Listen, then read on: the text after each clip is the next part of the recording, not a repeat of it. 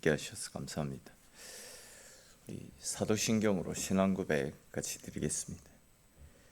나는 전능하신 아버지 하나님 천지의 창조주를 믿습니다. 나는 그의 유일하신 아들 우리 주 예수 그리스도를 믿습니다. 그는 성령으로 잉태되어 동정녀 마리아에게서 나시고 본디오 빌라도에게 고난을 받아 십자가에 못 박혀 죽으시고 장사된 지 사흘 만에 죽은 자 가운데서 다시 살아나셨으며 하늘에 오르시어 전능하신 아버지 하나님 우편에 앉아 계시다가 거기로부터 살아있는 자와 죽은 자를 심판하러 오십니다. 나는 성령을 믿으며 거룩한 공교회와 성도의 교제와 죄를 용서받는 것과 몸의 부활과 영생을 믿습니다. 아멘. 찬송가 드리겠습니다. 찬송가 305장. 찬송 305장 찬송 드립니다.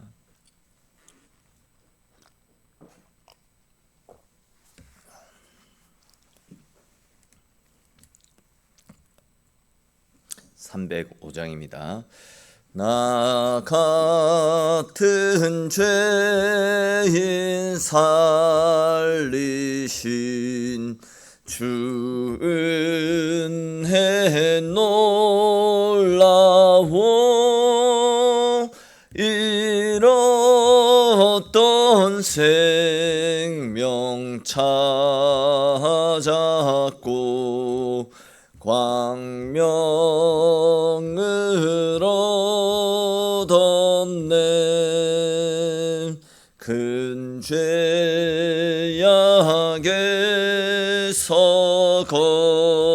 건지신 주 은혜 고마워. 나 처음 믿은 그 시간 귀하고 귀하다. 이제껏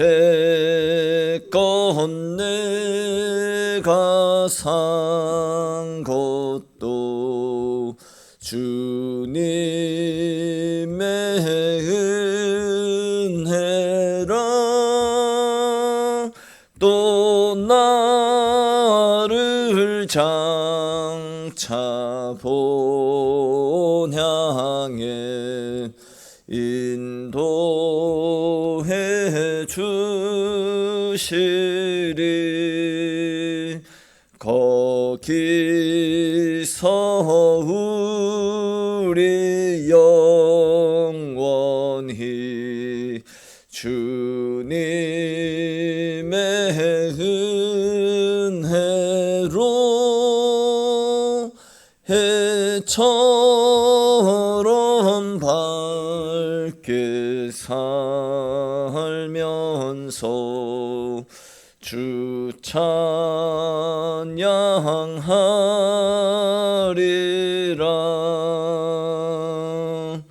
아멘.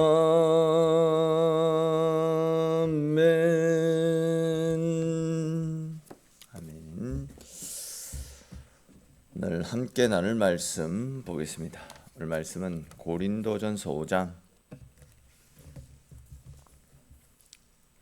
고린도전서 5장 말씀입니다.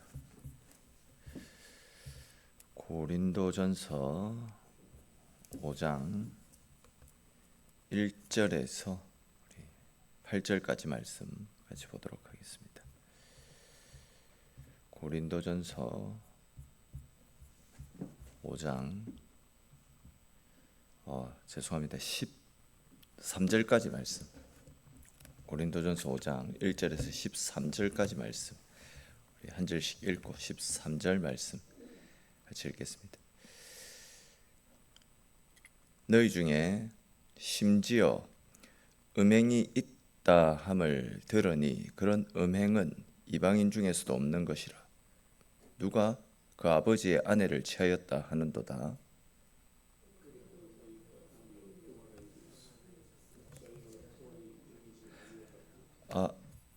죄송합니다. 제가 지금 헷갈리고 있죠.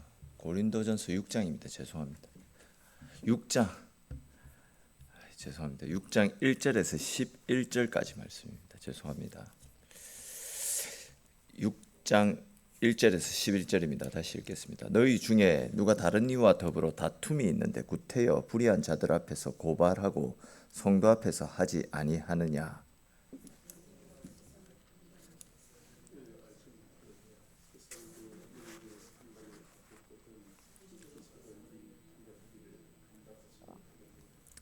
우리가 천사를 판단할 것을 너희가 알지 못하느냐. 그러하거든 하물며 세상 일이냐.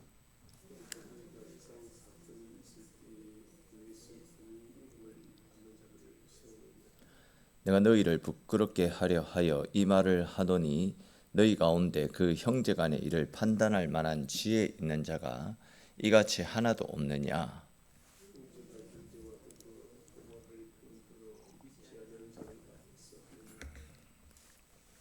너희가 피차 고발함으로 너희 가운데 이미 뚜렷한 허물이 있나니 차라리 불의를 당하는 것이 낫지 아니하며 차라리 속는 것이 낫지 아니하냐.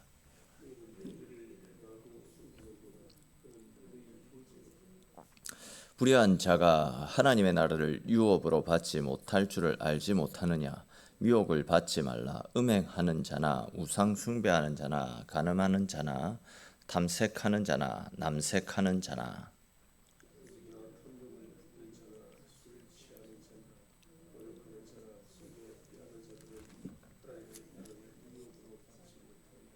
같이 읽겠습니다. 너희 중에 이와 같은 자들이 있더니 주 예수 그리스도의 이름과 우리 하나님의 성령 안에서 씻음과 거룩함과 의롭다 하심을 받았느니라. 아멘. 우리가 다 아는 것과 같이 고린도 교회와 성도들은 구원을 받았습니다. 우리 역시도 구원을 받았습니다. 그러나 우리는 여전히 불완전합니다. 그리고 교회는 불완전한 인간들이 함께 모여있는 공동체입니다. 그러다 보니까 서로 이런저런 분쟁과 다툼과 갈등이 생겨날 수밖에 없습니다. 그러나 이제 교회 안에서 성도들끼리 문제가 발생했을 경우에 교회 내에서 말씀으로 이 일들을 해결해 나가야 된다. 이 일을 신앙적으로 그 문제들을 풀어나가야지 그걸 세상 법정까지 가지고 가서 세상 법정의 판단을 받으려고 하는 것은 절대 바람직한 일이 아니다. 왜냐하면 성도들은 세상의 판단을 받아야 될 사람들이 아니라 세상을 판단하고 다스려야 되는 자들이다 라는 논지로 바울이 이야기를 하고 있습니다. 근데 이제 당시 고린도 교회 성도들 사이에서 이런저런 갈등이 많이 있었던 모양입니다. 그리고 이제 그런 갈등을 가지고 세상 법정으로 가지고 갔습니다. 이 이제 사도 바울은 그러한 고린도 교회의 모습들이 어리석은 행동이라고 그들을 책망하면서 교회 성도들끼리 소송까지 갈 만한 문제가 발생했을 때 어떻게 그 문제들을 해결해 나가야 되는지 그 원리들을 성경적인 원리들을 설명해 주는 말씀이 나타나고 있는데 그와 관련된 말씀들을 조금 더 자세히 살펴보겠습니다. 먼저 1절 말씀은 앞서 말씀드렸던 것처럼 교회 내에서 성도들끼리 발생한 문제거리를 교회 안에서 해결하지 않고 세상 법정에 성도를 고소한 일에 대한 책망하는 말씀입니다. 그리고 또 이어지는 2절부터 4절까지 말씀해 보시면 성도들끼리 세상 법정에서 서로를 고소하지 말아야 될 몇 가지 이유를 설명하고 있습니다.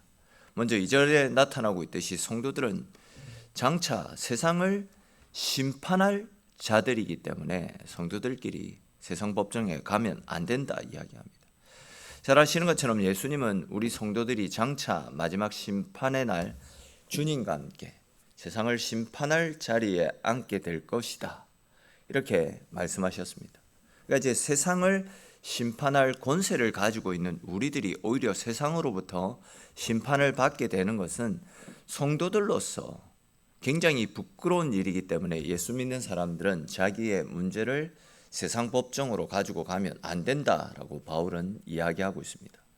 또 다음 두 번째로 3절에 나타나고 있는 말씀처럼 우리는 자기의 지위를 지키지 않고 타락한 천사들을 심판할 능력과 권위가 있는 사람들인데, 이렇게 권위를 천사까지 판단할 수 있는 권위를 가진 우리들이 세상으로부터 판단을 받는 것은 이것은 맞지 않다, 이렇게 이야기합니다. 그런 이유로 또 우리는 세상 법정으로 가면 안 된다 이야기를 합니다. 그리고 이제 마지막 세 번째는 사절에 나타나고 있듯이 교회에서 경히 여기는 자를 재판관으로 세우는 일이 되기 때문에 우리는 세상 법정에 가면 안 된다 이야기합니다. 좀 쉬운 예를 들면 왕이나 귀족이 천민에게 자기들의 문제를 해결해 달라 이렇게 부탁하는 경우가 없지 않습니까?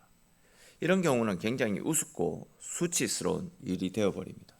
왕으로서 또 귀족으로서의 권위가 바닥을 치는 꼴이 되는 겁니다. 마찬가지로 하늘에 속한 성도들, 우리의 시민권은 하늘에 있지 않습니까? 그런 우리 성도들이 땅에 속한 재판관에게 자기들이 가지고 있는 문제를 해결해 달라라고 하는 것은 수치스럽고, 더 나아가서 하나님의 자녀로서의 권위를 자기 스스로 깎아 먹는 일이다라는 거죠. 바로 이런 이유로 해서 사소한 일이든 큰 일이든 간에 교회 자체 내에서 공동체의 능력으로 성도들끼리 있는 어떤 문제와 갈등을 해결해야지 그 문제들을 교회 밖으로 가지고 나가서는 안 된다, 이렇게 권면을 하고 있습니다. 또 그와 동시에 5절부터 6절까지 말씀에서는 그렇게 이제 성도들끼리 분쟁하고 그 문제를 세상 법정으로 가지고 가서 재판을 받은 성도들, 고린도 교회 성도들 중에 그렇게 세상 법정에 가지고 가서 재판을 받은 성도들을 책망하는 말씀들이 나타납니다. 특별히 이제 6절과 8절 말씀해 보시면 바울이 교회 성도들끼리 다투는 문제는 법적인 문제로만 그치는 것이 아니라 주 안에서 하나 된 형제들끼리, 가족들끼리의 문제다라고 지적을 하고 있습니다. 즉 바울은 6절에서 형제가 형제로 더불어 송사할 뿐더러 이렇게 이야기했고, 또 8절에서는 그는 너의 형제라고 그렇게 강조하고 있습니다. 그러니까 이제 성도들끼리 우리는 영적으로 하나 된 한 가족이라는 겁니다. 하나님이 우리의 아버지시고 예수 그리스도가 우리의 형제입니다. 그렇기 때문에 성도들은 모두가 한 가족이다, 이런 이야기죠. 한 아버지 하나님을 믿고 한 그리스도의 피를 받아 한 성령의 울타리 안에서 살아가는 가족 공동체입니다. 그렇기 때문에 성도들끼리 발생하는 문제들은 법적인 문제로 보면 안 된다라는, 가족끼리의 어떤 다툼, 사소한 문제로 볼 수 있어야 된다라는 겁니다. 가족들끼리도 갈등이 있을 수 있지 않습니까? 그러나 가족끼리의 문제는 법정으로 거의 가져가지 않습니다. 가족들끼리 대부분 해결합니다. 그리고 뭐 조그만한 실수도, 조그만한 문제도 사랑과 용서로 다 해결해 주지 않습니까? 그러나 이제 고린도 교회 성도들에게는 신앙적으로 우리는 가족이다, 우리는 한 공동체다, 이런 의식들이 전혀 없었습니다. 그래서 세상의 불신자 재판관들에게 자기들의 문제를 맡기는 어리석음을 보였던 겁니다. 근데 이제 8절 말씀에서 바울은 그렇게 하는 것은 한 형제에 대해서 불의를 행하는 것, 가족끼리 불의를 행하고 속이는 행동이다, 이렇게 강력하게 책망하는 것을 볼 수 있습니다. 만약 세상 법정에서 서로 그렇게 재판을 해서 한 성도가 이겼다라고 가정을 해보십시다. 그런 경우에 재판에 진 성도의 경우 물신양면으로 큰 손해를 보고 또 마음의 상처를 입게 됩니다. 그러한 의미에서 바울은 재판을 해서 이긴 자가 된다면 그것은 형제에게 사랑을 행치 않는 불의를 행하는 것이고, 또 형제된 성도에게 불이익을 가져다 주는 부당한 처사다, 그렇게 굉장히 강력하게 이야기하고 있습니다. 여러분, 재판에 진 성도들을 생각해 보십시오. 과연 그가 그 교회 안에서 낯을 들고 다닐 수 있겠습니까? 그럴 수 없을 것입니다. 그렇게 되면 그는 이제 다른 사람들 보기에 부끄러워서 얼굴을 들고 다닐 수가 없고, 또 신앙생활을 포기할 가능성도 높습니다. 그 결과 교회는 주 안에서 형제를 상실한 냉랭한 교회로 전락해 버릴 가능성이 굉장히 크게 됩니다. 그렇기 때문에 성도들끼리 혹 다투는 문제가 발생한다 할지라도 그 문제를 법적인 문제로 보면 안 되고 가족 간의 문제로 볼 수 있어야 됩니다. 아브라함의 경우를 한번 생각해 보십시오. 목초지로 인해서 조카 롯과 다툼이 발생하게 됩니다. 그러나 좋은 목양지를 롯에게 양보함으로써 분쟁을 그치지 않았습니까? 그러니까 이처럼 가족 간의 문제는 얼마든지 합평하게 지혜롭게 해결할 수 있다라는 겁니다. 우리 모두는 그리스도 예수 안에서 한 형제고 한 자매입니다. 그리스도 예수 안에서 한 성령 안에서 한 아버지 안에서 한 가족된 존재다라는 겁니다. 이렇게 이제 서로가 상대를 우리의 가족이다, 우리는 하나님 안에서 한 가족이다, 이런 생각으로 본다면 어떤 문제라도 원활하게 원만하게 해결되어질 수 있습니다. 그러므로 이 교회 내에서 생기는 갈등은 법적인 차원의 것이 아니라 가족 간에 생겨날 수 있는 문제다, 이런 인식을 가지고 화평을 도모하고 또 말씀 안에서 서로가 또 품어주고 사랑하고 용서함으로 문제를 더욱더 크게 번지게 하지 않고 지혜롭게 잘 해결해 나가는 것, 이것이 우리를 향하신 주님의 뜻이다라는 것을 다시금 기억하시고 어떤 경우에도 말씀 안에서 또 가족이라는 그런 인식 가운데서 지혜롭게 사랑으로 문제들을 덮고 사랑으로 품어줄 수 있는 저와 여러분들이 되시기 바랍니다. 또 이제 이어지는 7절 말씀 다시 보시면 바울은 성도들이 피차 세상 법정에 송사하는 것을 허물이라고 그렇게 표현을 하고 있습니다. 여기에서 이제 허물이라고 번역된 단어를 원어로 살펴보게 되면 패배, 졌다, 이런 뜻을 가진 단어가 사용되어졌습니다. 즉 7절 말씀을 다시 번역해 보면 너희가 세상 법정에서 서로를 송사하였느냐? 그렇다면 너희가 완전히 패배하였다. 다시 말해서 너희 둘 다 패배하였다, 이런 이야기입니다. 그럼 우리 성도들이 세상 법정에 성도를 고소하고 다투는 일이 왜 패배가 되는 것이겠습니까? 그래서 첫째로 형제 간의 사랑을 잃게 되는 것이기 때문에, 즉 말씀을 이루지 못한 것이기 때문에 패배가 되는 겁니다. 둘째는 또 사단의 미혹에 걸려 형제끼리 다투는 일이 발생했기 때문에, 즉 우리가 사탄의 유혹에 넘어갔기 때문에 이거는 패배한 일이 되는 겁니다. 셋째, 불신 재판관이 교회를 업신여기게 되기 때문에 교회가 세상에 패배하는 일이 발생한 것입니다. 결국 이제 성도들 간의 문제로 세상 법정에 송사하는 것은 그 자체로 이미 재판에 이긴 사람에게나 또 진 자에게, 진 사람에게 모두 패배가 된다라는 겁니다. 그렇기 때문에 바울 사도는 차라리 불의를 당하는 것이 낫지 않냐, 차라리 속는 것이 낫지 않냐, 이렇게 이야기합니다. 즉 바울은 성도 간의 문제를 세상 법정으로 가지고 감으로써 패배자가 되느니 차라리 형제에게 양보하는 것이 더 낫다, 이렇게 이야기합니다. 물론 이제 자신의 이익만을 바라는 사람들에게 이런 양보를 기대하는 것은 거의 불가능합니다. 그러나 이제 진정한 성도란 하나님의 영광과 교회의 영광을 생명처럼 여기고 다른 성도들을 자기 몸같이 아끼고 사랑하는 마음을 가질 수 있어야 됩니다. 그러므로 이제 진정한 성도라면 바울의 이 권면을 실천하는 것이 결코 불가능은 아니다. 바울은 이런 맥락에서 말씀을 전하고 있습니다. 다시 말해서 참된 하나님의 백성은 자신의 이기적인 것을 추구하기보다도 희생적인 사랑의 실천을 통해 하나님의 영광을 드러내는 일들을 삶의 원리와 목표로 삼음으로써 바울의 권면을 실천해 나가야 된다라는 겁니다. 여러분, 세상의 법정 재판까지 가지 않고 양보하고 손해보는 것, 이것이 곧 성도로서 승리다. 바울은 이렇게 이야기합니다. 그리고 하나님은 그런 성도들에게 더욱더 풍성한 은혜를 더하여 주시는 겁니다. 즉 우리가 주님의 교회와 그분의 이름을 위해서 손해본 것, 하나님이 다 알고 계신다라는 겁니다. 그리고 우리가 손해본 것 이상으로 하나님께서 채우시는 은혜를 부어주시겠다라는 겁니다. 앞서 말씀을 드렸던 그 아브라함을 한번 생각해 보십시오. 하나님은 아브라함이 롯에게 목양지를 양보했을 때에 아브라함을 더욱더 풍성하게 채워주시지 않았습니까?